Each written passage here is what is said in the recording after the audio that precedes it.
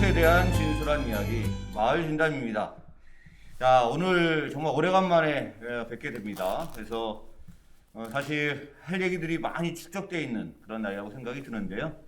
저희 세 명이 모처럼 다시 만났다고 보시면 좋을 것 같습니다. 우선 마을 진담 2.0 늘 함께 하셨던 우리 전대학 박사님 나오셨습니다. 안녕하세요. 예, 반갑습니다. 안녕하세요. 예, 최인수 박사님 그리고 수정규 박사님과 함께하고 있습니다. 네. 자, 이미 얼굴 많이 보셔서 새로운 손님은 아니고요. 다만 이렇게 원조처럼 저희가 찍었던 것은 별로 없었죠. 그래서 새롭게 합류를 하시고 저희 핵심적인 멤버가 되신 우리 최준규 박사님 안녕하세요. 예, 안녕하세요. 최준규입니다. 수정규 박사님은 우리의 재간동이죠. 재간동이. 예, 제주도 많으시고. 저는 재롱동이라고 표현합니다. 아, 재롱동이. 오케이. 예, 네. 워낙 아시는 분도 많고. 시키는 건 합니다. 마을 진담이 발굴한 대한민국의 재롱동이. 예, 재롱동이. 최준규 박사님이셨습니다. 자, 저희가 사실은 이 원조 마을 진담이라고 표현을 요즘에 하는데, 왜냐하면 이 마을 진담을 이제 꾸준히 보시는 분들은 저희가 경기도를 요즘에 최근에 좀 다녀왔습니다. 그래서 그런 다니는 과정에서도 그렇고 지난 시기에 잠깐 저희가 조금 좀 뜸한 시기에 새로운 논란 또는 논쟁이 될 만한 그런 사안들이 있어서 이것을 좀 저희들끼리 좀 풀어야겠다 그런 생각이 좀 들어서 그 얘기를 좀 나눠보려고 합니다. 그래서 본격적으로 좀 들어가면 늘 이 주제와 관련된 마을 진담에 무엇을 논의할 것인가를 얘기를 하면 이분이 꼭 얘기를 하시죠. 제안을 해주시는데, 자, 전 박사님 어떤 얘기를 나누면 좋을까요? 예, 아까 저희가 이걸 찍기 전에 잠깐 저희끼리 이제 짜고 치는 이런 말씀 드리면 안 되죠. 예, 괜찮아요. 이제 다 아시니까. 예, 저희끼리 디스커션한 내용은 이제 여러 가지가 있었는데 그 중에 이제 이번에 다룰 주제는 이 주민자치와 마을 공동체에 종사하시는 이 분들이 과연 이 적절한 금전적 보상이 필요한가 그렇지 않은가에 관한 주제인데요. 왜냐하면 이 주제가 옛날에 우리가 주민자치를 이제 요즘도 연구하지만 옛날부터 연구할 때도 벌써 한 10년 전에도 그 얘기가 나왔어요. 어떤 얘기 나왔냐면 주민자치 간사를 좀 뒀으면 좋겠다. 유급 간사를. 그래서 유급 간사를 둘 수 있도록 좀 그 월급을 좀 지원해 달라. 이런 얘기들이 건의가 많았고요. 그리고 마을 공동체도 벌써 한 10년까지는 아니었던 것 같은데 그래도 수년 전부터 마을 공동체 활동가들이 좀 약간 유급으로 활동을 했으면 좋겠다. 왜냐? 힘들잖아요. 주민자치도 마찬가지지만 마을 공동체도 순수한 자원봉사의 정신으로 이걸 갖다가 하기에는 수년간의 활동이 너무 힘들고 또 이 기회비용이 경제적으로 얘기한다면 또 기회비용이 크잖아요. 그 시간에 돈을 벌면 얼마나 많이 벌겠어요. 근데 이거 과연 말을 선신할 수 있을까? 하여튼 그런 취지입니다. 네. 제가 어쨌든 마을 활동가 또는 주민자치의 기타 등등 공적인 활동들을 현장에서 하는 데 있어서의 수당이나 보수, 유급화에 대한 논의인 것 같아요. 어떻게 최준 박사님도 고민을 해오셨을 텐데 뭔가 있을 텐데 그거는 제시하셔도 상관은 없는데 뭘 먼저 할 건가 할 필요가 있을 것 같아요. 근데 이 주제에 대해서 어떻게? 이게 사실 어떻게 보면 캐캐 묵은 주제이기도 하고, 그러니까 최근에도 수년간 계속 수면 위로 올라갔다 내려올랐다 했는데, 저는 우선 처음으로 제시하고 싶은 얘기는 유급화라는 얘기가 맞는가라는 생각을 할 필요가 있어요. 우리나라에서 정책이 도입되고 뭔가 이분들이 활동에 대한 보상이 필요한 건 맞죠. 그것이 정성적인 측면에서는 개인이 가지는 자부심, 보람 이런 걸 수도 있겠지만, 그것이 물질적인 측면에서는 보상 같은 것도 있을 수 있고 꼭 금전적인 것들이 아니더라도 프로그램에 대한 참여, 경력에 대한 인정 여러 가지 방식이 있을 수 있잖아요. 그런데 이걸 유급화라는 방식으로 딱 떨어뜨리면 일자리 문제로 굉장히 좁아진다라는 거죠. 맞습니다. 네, 그래서 뭔가 공동체 활동에 대한 보상 체계를 어떻게 갖고 갈 거냐라고 좀 더 넓게 접근할 필요가 있다라는 생각이 들고, 그리고 이따 후반부에 좀 더 자세히 말씀드리겠지만 우리나라 같은 경우는 최근에 실업난이 굉장히 심했잖아요. 실업난이 굉장히 심하고 한 자릿수로 두 자릿수의 실업률, 청년과 노인, 경력 단절 여성 각 계층의 실업률들이 갑자기 확 다 몰리면서 모든 사회 문제들이나 정책 수단들이 일자리로 집중되는 경향들을 보였거든요. 그것들의 논의로 좁혀지면 좀 안 될 것 같다. 그런 생각이 들어서 보상 체계에 대한 논의들은 있어야 되는 것 같고, 그리고 물론 이것을 노동의 관점으로도 봐줘야 되겠죠. 노동의 관점에서 긍정하시는 분도 있고 찬성하시는 분도 네. 있어서 네. 자, 일단 이제 우리가 좁게 얘기하면 뭐 수당 약간의 보수, 뭐 유급화 얘기 이렇게 할 수도 있고, 근데 이제 조금 더 넓은 체계 보상 체제로 논의해야 된다. 뭐 그런 거 다 염두하셔서 얘기하시면 좋은데, 일단 제가 난도지식 여쭤보겠습니다. 네. 물론 뭐 본 생각은 좀 따로 있겠지만 그게 둘째치고 어차피 오늘 이제 본인의 이제 주장을 어떤 걸로 정의를 하시는지 모르겠는데, 수당을 줘야 한다. 자원봉사의 개념으로 접근하는 것이 맞다. 네, 자원봉사의 원칙은 개념으로 들어가는 것이 맞다. 그러니까 뭐 수당이든 뭐 수당이야 뭐 참석자 약간의 그런 거니까 그건 그래도 상당한 액수의 그런 문제의 유급화 이런 거는 아니다. 네. 근데 뭐 최재규 박사님 어떻게 생각하십니까? 저는 조심스럽게 접근할 필요는 있지만 지금은 그 보상 체계에 대해서 진지하게 정부 지원 체계 안에서 고민할 필요가 있는 시점이다. 라고 하지만 생각합니다. 일자리는 아니다. 일자리까지는 아니, 일자리의 관점을 넘어서서 활동에 대한 보상 체계를 고민할 필요가 있다. 네. 네, 마지막 부분에 이제 그 어떤 것인지 대안도 말씀해 주실 필요가 있겠네요. 네. 왜 전대욱 박사님 왜 이거를 실제적으로 마을 활동가나 이런 현장에서는 이분들이 없으면 또는 주민자치에서 뭐 간사나 이런 분들이 없으면 실제 안 돌아가잖아요. 근데 그럼에도 불구하고 뭐 때에 따라서는 돈을 줘서라도 이거를 현장을 굴리고 현장이 움직여지게 하는 것이 더 중요한데 왜 굳이 그걸 필요 없다 이렇게 얘기하시는 이유가? 그러니까 사실 저희가 보는 관점은, 그러니까 어떤 노동이라는 것은 어떤 경제적인 가치를 창출하는 거잖아요. 그러니까 이를테면 뭐 노동과 자본이 결합돼서 뭐 경제적 시장에서의 가치를 만들어내서 그걸 갖다 적절하게 배분한다. 뭐 이런 게 경제학의 논리라면, 사실 주민자치나 마을 공동체가 물론 경제적인 가치를 만들 수도 있지만 그런 경우도 많지만 그 이전에 우선 공익에 관한 것들이고 우리 사회를 위한 것들인데 사람들이 그걸 꼭 보수를 받아야 되느냐, 그게 아니라 나의 봉사로 자원봉사나 이런 정신에 입각해서 가야 되는 것이 원칙 아니냐, 이게 사실 저는 원칙이었다고 보고요. 그래서 여태까지 우리가 수많은 공익적 활동에 투입하는 우리 시민의 역량을 사실은 자원봉사 입장에서 우리가 많이 봤던 거고요. 그래서 뭐 자원봉사 기본법 같은 이런 법도 있듯이 뭐 수많은 이런 활동들이 자원봉사로 지금도 유지가 되고 있고, 그 마을 공동체나 주민자치에 있어서도 사실 저의 관점은 기본은 자원봉사로 접근해야 되는 것이 아니냐. 물론 뭐 그분들이 거마비를 아까처럼 뭐 거마비를 받아서 뭐 약간의 수당을 받거나 뭐 교통비나 식사비 쪽에 거마비를 받는다, 뭐 이런 거에 대해서 저는 뭐 반발은 없어요. 불만은 없는데, 다만 그 기본적인 정신은 자원봉사에 입각해서 가야 되지 않겠냐가 저의 입장입니다. 바로 한번 얘기해 보시죠. 우리가 정부 체계, 정부 사이즈에 대한 얘기를 하잖아요. 예. 큰 정부, 작은 정부 뭐 이런 얘기들을 하고 하는데 이 논의의 프레임도 사실 굉장히 오래된 얘기거든요. 근데 지금 우리나라의 상황을 보면 아까 그런 얘기하셨죠. 노동은 경제적 가치를 산출하는 거다.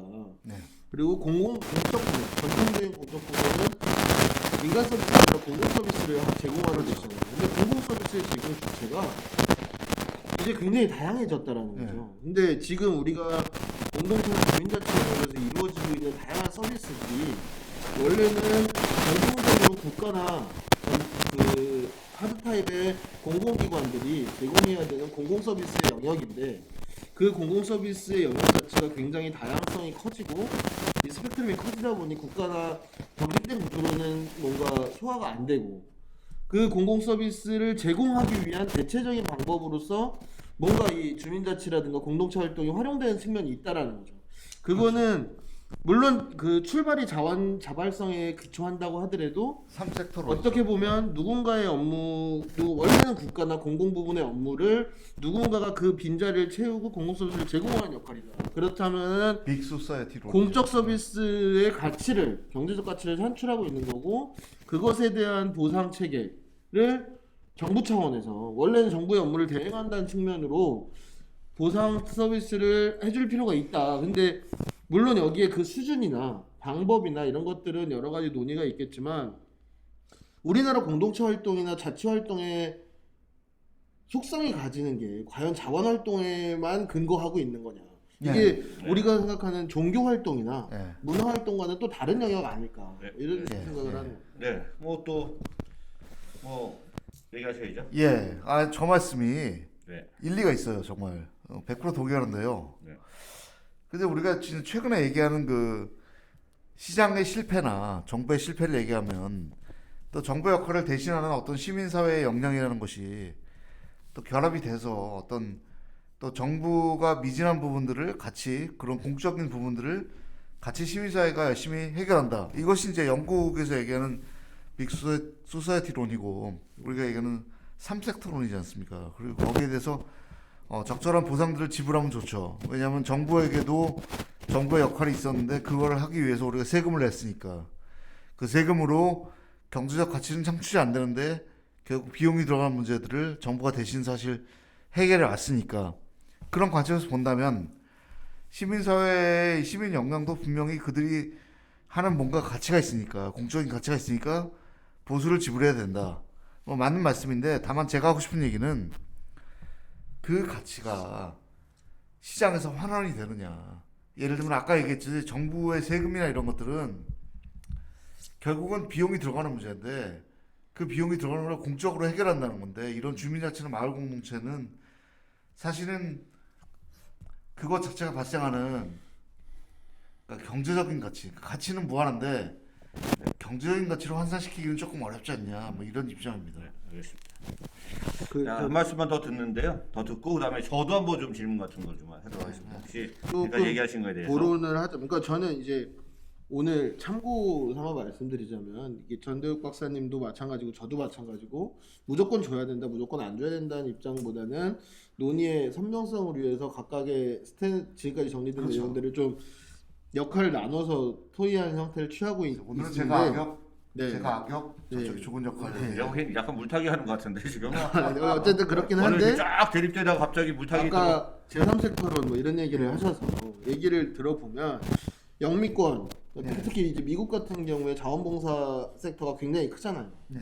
자원봉사 섹터가 굉장히 큰데 제가 최근 데이터는 아니지만 10년 전 데이터들을 또 보면 자원봉사 섹터에 들어가는 정부 자금의 비율이 아까 말씀드린 것처럼 종교, 문화 뭐 이런 부분들은 굉장히 적어요. 10% 미만. 나머지는 다 회비 수입, 자발성을 기반으로 갑니다. 근데 지금 공공성이 담보돼야 되는 주택, 보건, 뭐 환경, 기타 등등에서는 미국의 자원봉사 영역에 대한 정부 지원금의 비율도 한 50% 가까이 가거든요. 그리고 그 상황에서는 상당 부분이 인적 자원에게 들어가는 비용들도 있다.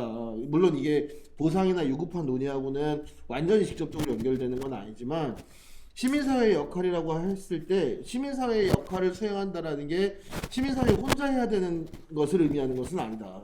정부가 손을 잡고 시민의 주체성을 갖고 가는 거지 시민사회가 역할을 해야 되는 게 시민사회 혼자 1부터 10까지 다 해야 된다. 이거하고는 좀 차별화된 논의 아닌가. 이런 말씀을 보태면서 최현수 박사님 무슨 말씀을 하실지.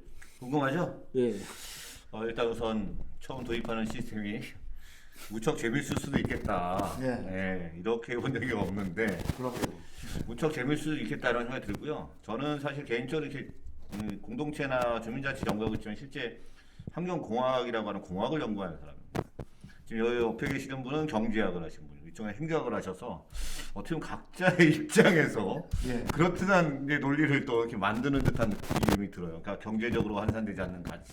예. 뭔 소리냐 뭐 이런 얘기도 하는 그런 느낌도 좀 들고요. 제가 전 박사님께 먼저 여쭤보면 이것이 암만 사회적 지금 공익적 가치, 경제적 가치는 성취되지 않지만 공익적 가치나 뭐 사회적 가치로서도 충분히 의미가 있는 것이잖아요. 네. 그리고 공무원들도 실제적으로 경제적 가치를 창출하지 않을 수 있음에도 불구하고 있습니다. 그들도 이미 봉급이라고 하는 물론 직업이어서 그럴 수 있어도 여튼 공무원이라고 하는 것이 공적 가치를 위해 사회적 가치를 위해서 실제 움직이고 있는데 상당한 금액의 보수를 받는단 말이에요. 이런 문제는 여기도 받는데 여기도 줘야 되는 거 아니냐. 예.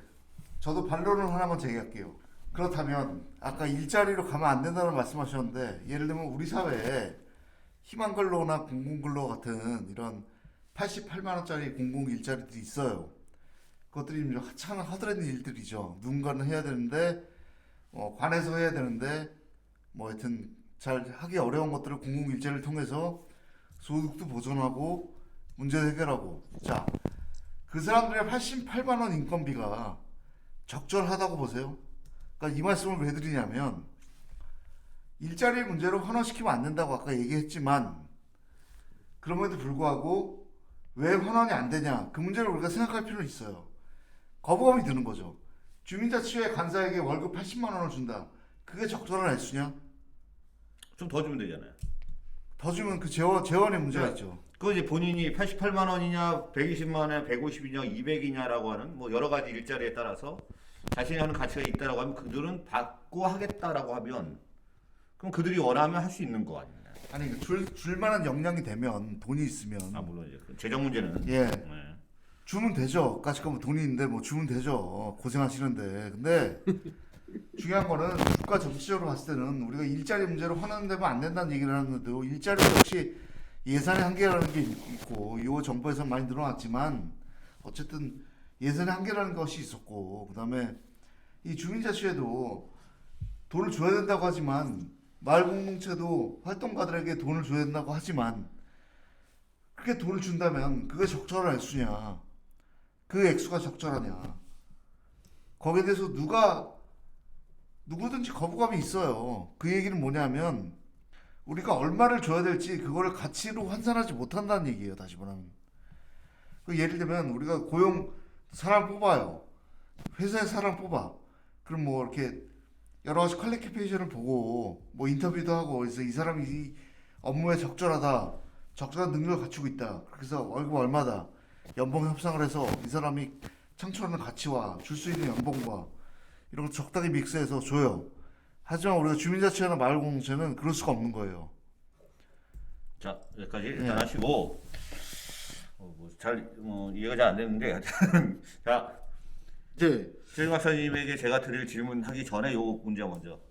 그런데 우리가 잘 생각해 볼 필요가 있어요. 그러니까 지금 예를 들어서 제가 뭐 한 달에 200만 원을 받는다. 200만 원을 받는 급여가 과학적으로 산출된 급여인가요? 그건 아니죠. 네가 이 어떤 직업에 대해서 매칭되어 있는 급여 수준이라는 것은 굉장히 관례화돼서 만들어진 거예요. 그렇기 때문에 그 액수의 적정성이라는 것들은 당연히 뭐 공동체 파트에 대해서는 없죠. 왜냐하면 지금까지 받아본 적이 없으니까. 그 적정선은 어떻게 보면은 경제적 가치를 바탕으로 연봉 협상 자체도 뭐 이렇게 뭐 임의적으로 움직이는 건데 경제적 가치에 산출해서 그만큼의 가치를 받는 형태가 아니라 그들에게 우리가 어느 정도를 지급할 수 있는가에 대한 사회적 합의라는 거죠. 아까 88만 원 얘기하셨잖아요. 그러니까 정부의 단기 일자리 사업이 80만 원, 뭐 90만 원 이 정도로 갖고 근로기준법에 미달되면서 사실 최근 한 5년에서 딱 10년 최저임금 수준에 맞춘 거죠. 그게. 딱 5년에서 네. 10년 사이에 그런 얘기들이 나왔죠. 최저임금 수준에 맞추는 게 맞냐? 그래서 생활임금 수준에 맞추자라는 얘기도 나왔고 생활임금보다 더 나은 어쨌든 급여형 일자리를 만드는 것이 맞다라는 얘기들도 지금 계속 나오고 있는 거잖아요. 이게 어떻게 보면은 공공 일자리에 대한 사회적 합의를 찾아가는 과정이거든요. 첫삽을 뜨고 나서 계속 급여를 찾아가는 과정인데 어쨌든 이 자치 활동이나 공동체 활동에 대해서는 지금 아까 말씀하신 최소한의 거마비 뭐 7만 원, 10만 원에서 다 적으면 비용의 3만 원. 문제죠. 네, 비용을 보존하는 수준을 벗어나서 그 보상 체계에 대한 논의가 너무 없었던 거 아니냐라는 말씀을 드리는 거예요. 근데 그 논의가 시작되면 결국 박사님 말씀 다 일리가 있는데 논의가 시작되는데 아까 제가 드렸던 말씀의 취지는 그 논의가 시작되면 결국 사회적 합의나 아니면 관례라는 것은 그냥 나오는 것이 아니라 아까 박사님 말씀하신 그 재정이나 다시 말해서 창출하는 경제적 가치가 사회가 줄 수 있는 일종의 그 캐파죠. 그 역량이죠. 근데 그걸 갖다가 사회적 역량이 없는 상태에서 공동체가 어떤 편익을 주는지도 모르는 상태에서 주민자치가 이 사회에 어떤 편익을 주는지 모르는 상태에서 그걸 섣불리 우리가 경제적 가치를 환산할 수가 없어요. 그러니까 기껏 할 수 있는 거는 지금 말씀하신 대로 뭐랄까 그 최저임금 우리가 법정 최저임금, 다시 말하면 인간이 가장 줄 수 있는 가장 기본적인 것들. 그래서 이제 이타카 아워 같은 이 노동화폐 같은 이런 타임뱅크 같은 이렇게 그런 형태로 뭐 최저임금을 시간당 얼마 이렇게 정해서 10,000원 이렇게 정해서 그럼 활동가들에게 그 정도라도 일단 지급하려는 노력이 있어야 되는 거 아니냐. 뭐 이런 논의도 많이 있었잖아요. 뭐 세사연의 뭐 강세진 박사님이 옛날에 그런 주장 많이 하셨었고 논문 쓰셨는데 뭐 좋아요. 저는 좋은데 다만 그러면 만족할 수 있느냐. 이제 그런 문제가 또 발생하는 거죠. 그 최저임금에서 닿는 10,000원이 지금 없으니까 그래도 뭐 아쉽긴 하지만 그래도 그걸 주면 되는 거냐. 또 이런 문제가 발생해요. 그러니까 결국 사회적 합의라는 것은 창출하는 경제적 가치에 대한 어떤 공론화 내지는 경제적 가치에 대한 사회적 인정. 근데 지금 뭐 경제적 가치가 없는 거죠. 근데 이거는 뭐 제가 사실은 뭐 입장이 아니라 예. 뭐 주민자치든 마을공동체 활동가들이 아니면 어쨌든 공익적인 그런 일들을 하시는 새로운 일자리는 아니지만 새로운 뭔가 역할들이 부여되면 예. 그것의 가치를 어떻게 측정하고 얼마를 줄 거냐의 문제는 어떻게 보면 그런 것이 진행되는 과정 속에서 사회적으로 용인되고 이러면서 그것이 만들어지는 거잖아요. 근데 그것이 지금 측정이 안 됐다고 해서 아무것도 안 하면 영원히 그냥 이 책에 들어오지 못하는 문제가 발생할 수 있을 것 같아서. 예. 근데 그 말씀 맞는 말씀인데요. 예를 들면 우리가 측정을 못해도 국회에서 주민자치 기본법을 만들어서 간사들의 월급을 준다고 칩시다. 네. 그 조항을 넣는다고 칩시다. 그러면 우리 국회의원이면 우리끼리 합의했어요. 줍시다 하고 명문화 시켰어. 규정화 시켰어. 그럼 그게 사회적 합의예요? 일단 첫 번째, 우리가 그렇게 합의를 만들기가 지금 쉽지 않은 구조이고, 그다음 두 번째, 그런 합의를 만들기 위해서는 근거가 있어야 되는데 그 근거가 제가 말씀드린 경제적 가치의 측정이라는 거죠. 그러니까 이 정도 이 사람들이 주민자치회가 활동을 하고 마을공동체 활동을 해서 이 정도의 공익적 가치가 있다라는 것이 어느 정도는 그래서 사람들이 고개를 끄덕일 정도가 돼야 네. 뭐가 된다는 말씀이시죠. 네.